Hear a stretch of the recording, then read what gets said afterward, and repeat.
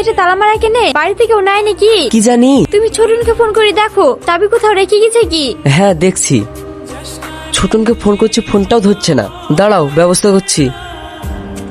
কি ব্যাপার, তালা ভাঙছো কেনে? কি করবো, তোর বাড়িতে তালা মেরে চলে গেছিস, অনেকক্ষণ ধরে বাইরে দাঁড়িয়ে আছি, আর তোকে ফোন করছি, ফোনটাও ধরছিস নি। তাই বলে তালা ভাঙবা? তোমাদের সাহস তো কম না। চাই না। তুমি এসব কি বলছো? হ্যাঁ ও ঠিকই বলছে, এই বাড়ি আমার, তোমাদের কোনো অধিকার নাই।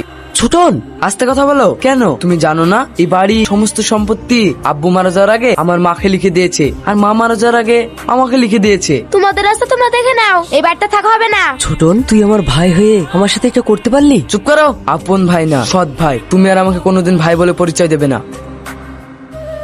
ওগো ওই দেখো, ওটা তোমার বন্ধু সেলিম না? তাই তো। কিরে বন্ধু, ব্যাগ ট্যাগ নিয়ে কোথায় চললি?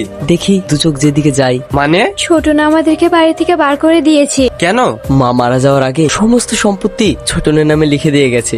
বুঝেছি, ছোটন তাহলে শেষ পর্যন্ত পাপ কাজটা করেই ফেললো। আসলে সৎ ভাই তো। হালিফ, জানি তুই কখনো ওকে সৎ ভাই ভাবিসনি, সেই ছোট থেকে বুকের ভেতর আগলে রেখে বড় করেছিস। চল। কোথায়? আমার বাড়ি। ওইভাবে কি দেখছিস? আমি থাকতে তোদেরকে এইভাবে রাস্তায় ঘুরে বেড়াতে দেবো না। চল। কিন্তু কোনো কিন্তু না ভাই, ভাবি চলো। চিন্তা করিস না, আমি যে কোম্পানিতে কাজ করি সেখানে তোর একটা কাজের ব্যবস্থা করে দেবো। সত্যি বন্ধু, তুই আজ প্রমাণ করে দিলি রক্তের সম্পর্ক না হলেও আপন হওয়া যায়। চল।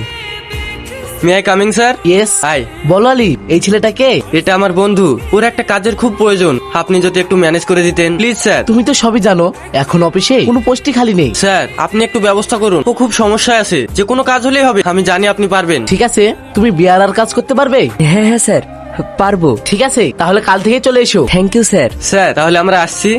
চল।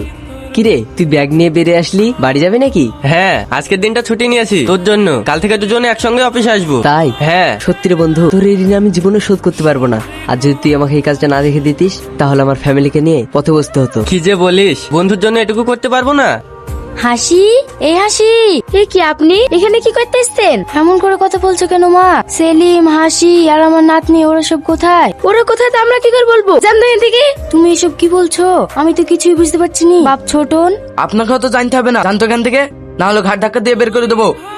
বন্ধু, তোর হাতে এত ব্যাগ কিসের? বন্ধু আজ প্রথম মাসে মাইনে পেলাম তো, তাই সবার জন্য বাজার করে নিয়ে আসলাম। খুব ভালো করেছো।